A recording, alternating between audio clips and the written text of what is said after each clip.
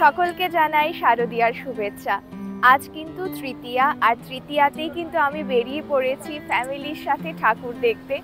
যদিও অনেক ক্লাবের উদ্বোধন এখনো হয়নি, তাতে কি ভিড়ভাড়টা অ্যাভয়েড করার জন্য এখন থেকেই শুরু করা উচিত। অ্যাকচুয়ালি সারা বছর তো আমরা ওয়েট করি এই দিনগুলোর জন্য, তাই না?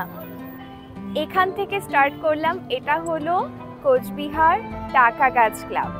এখানে দারুণ একটা প্যান্ডেল করেছে, কিন্তু যদিও এখনো উদ্বোধন হয়নি। আমি বাইরে থেকে একটু তোমাদের সাথে দেখানোর চেষ্টা করছি। যেখানে যেখানে যাব তোমাদের সাথে শেয়ার করব, সাথে থাকতে হবে কিন্তু।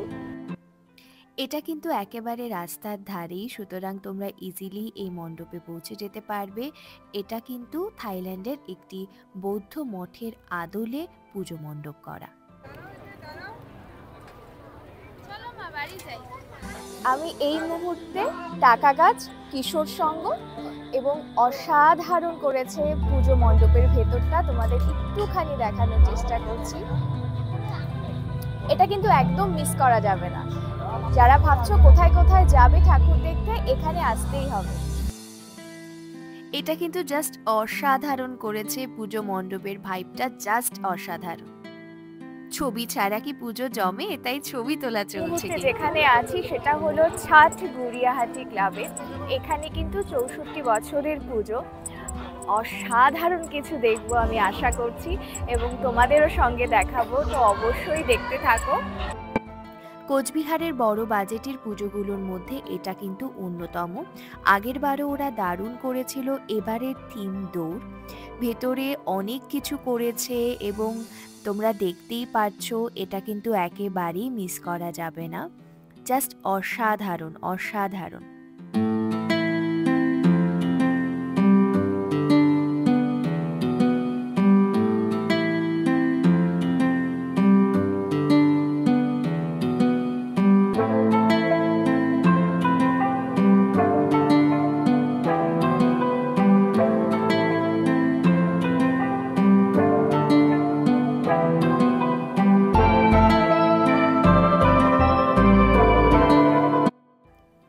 আমার মা বাবাকে যখনই বলি যে ভিডিও করব কিংবা ছবি তুলবো, ওরা জাস্ট পাথর হয়ে যায়।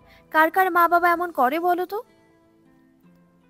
এটা কিন্তু বাবুরহাট দুর্গাপূজা কমিটির পুজো এবং ওদের থিম হলো সনাতনী। তোমরা দেখতেই পাচ্ছ, একেবারে ওমকার দিয়ে শুরু এবং অনেক মুনি ঋষি সামনে বসে আছে। ওভারঅল যদি বলি, খুব ভালো কাজ করেছে।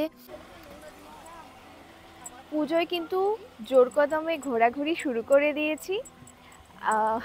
খাওয়া দাওয়া হচ্ছে না, খিদেও পেয়ে গেছে। ছোট্ট করে বলে দিচ্ছি, শাড়িটা কিন্তু আগেও দেখেছো, এটা কিন্তু পুজোর শাড়ি নয়। যেহেতু এখনো পুজো ভালো করে শুরু হয়নি, তাই নতুন শাড়ি পরিনি। আসলে শাড়ি রেডি হয়নি, আসলে শাড়িটার ঠিকঠাক সেলাই করাও এখনো হয়নি। তো যাই হোক, যখন পরবো বা ঘুরবো, যদি ব্লগ করি, সেটা তোমরা দেখতেই পারবে। আর তোমরা কে কোথায় ঘুরছো, কি করছো, আমাকে জানাবে অবশ্যই। আমার খুব ভালো লাগবে। আমাকে কেমন লাগছে এটাও কিন্তু জানাতে হবে। কোচবিহার বাণী তীর্থ ক্লাবে কিন্তু পৌঁছে গিয়েছিলাম। তাদের থিম উড়তে মোদের মানা। ভেতরটা অসাধারণ করেছে, কিন্তু এখনো পর্যন্ত লাইটের কাজটা শেষ করে উঠতে পারেনি। বাণী তীর্থ ক্লাবের পরে সুভাষপল্লী পুজো মণ্ডপে কিন্তু আগের বারও দারুণ করেছিল, এবারও কিন্তু দারুণ করেছে। বাইরেটা তোমরা দেখতেই পাচ্ছ, ভেতরে আস্তে আস্তে দেখবো যে কি আছে। সত্যি কথা বলতে আমার ভীষণ ভালো লেগেছে, এবং যখনই ভেতরে যাচ্ছিলাম মনে হচ্ছিল যে আসলে কোথায় যাচ্ছি। আমি জানি না ক্যামেরাতে কতটা আমি ক্যাচ করতে পারলাম, কিন্তু ভেতরে ঢুকলে সত্যি বলবো একেবারে অন্যরকম ফিল হয়। আর দেখো, এখানে দেখাচ্ছে যে এখানে জিভগুলো কেটে পড়ে আছে, যা বলে দেবে মেয়েদের কথা বলতেও মানা।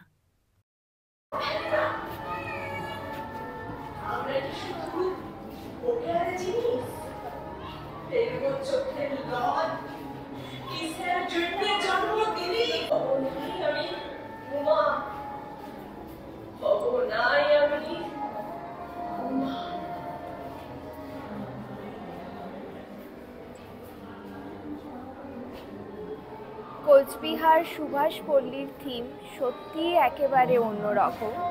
চাই না হতে উমা। যখন থেকে এই পুজো মণ্ডপের ভেতরে আমি এসেছি, আমার মনটা কিন্তু বিষাদাচ্ছন্ন হয়ে গেছে। সত্যিই তো, মেয়েদের উপর কত অত্যাচার হয়, তারপরও আমরা মায়ের পূজায় মাতি। ওপরে খোলা আকাশ, যেখানে একটা মেয়ে আকাশ ছুঁতে চাইছে। আকাশ ছুঁতে চাইলেই কি হবে? এই সমাজ তার অত্যাচার ঠিকই চালিয়ে যায়। মায়ের পুজোয় মাতি, কুমারী পুজোও করি, কিন্তু সত্যি কি মেয়েদের সেই সম্মানটা করি? করি না। যদি করতাম তাহলে বোধহয় এত নির্মম নৃশংস ঘটনাগুলো ঘটে যেতে পারত না। মেয়েদের উপর যে অত্যাচারগুলো হচ্ছে দিনের পর দিন, সেটা যে কোনো কিছু হতে পারে, যে কোনো অন্যায় হতে পারে, সেই জিনিসটাকে কিন্তু এখানে তুলে ধরার চেষ্টা করেছে। ভেতরে গেলে আমার একটা ফিল হলো, আমার গাটা ছমছম করে উঠলো, মনে হলো সত্যিই তো। অনেক রকম থিমের কিন্তু অনেক পুজো মণ্ডপ আমি দেখেছি, কিন্তু সত্যি বলতে কি, এটা ভাবাবে আপনাকে, আপনাকে ভাবাবে এবং খুব গভীরভাবে ভাবাবে। আমার খুব ভালো লেগেছে। আপনারা অবশ্যই আসুন এবং দেখে যান কোচবিহার সুভাষপল্লীর পুজো মণ্ডপ।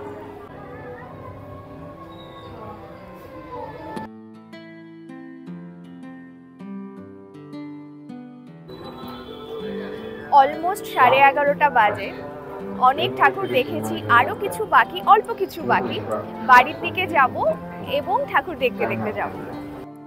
এবারে বিদ্যাসাগর ক্লাব ও পাঠাগার, যেটা মহিষবাতানে, সেখানে কিন্তু চলে এসেছি। দেখতেই পাচ্ছ আলোকসজ্জা জাস্ট অসাধারণ। আমরা যখন ঢুকছিলাম মনে হচ্ছিল যে পাড়ার গলি দিয়ে ঢুকছি, বিকজ এটা আমার বাড়ির খুব কাছে। এখানকার থিম কিন্তু সুন্দরবন, তোমরা বাইরে থেকে দেখতে পাচ্ছ, কিন্তু সামনে গেলে এটাকে আরও অসাধারণ লাগবে। আসলে যখন আমি যাচ্ছিলাম আমার মনে হচ্ছিল সত্যি বোধহয় সুন্দরবনে চলে এসেছি।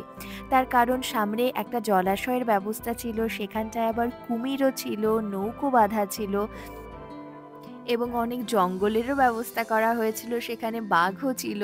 আমি অল্প অল্প করে ক্যাচ করেছি, তোমাদের কিন্তু সেটাই দেখানোর চেষ্টা করছি। আর পুরো মণ্ডপটা জুড়ে কিন্তু মৌচাক, গাছ এবং গ্রিনারির তোমরা একটা ছাপ পাবে, যেটা সত্যি এক কথায় অসাধারণ। দেখতে পাচ্ছ ভেতরের কাজগুলো এতটা সুন্দর, কি বলবো।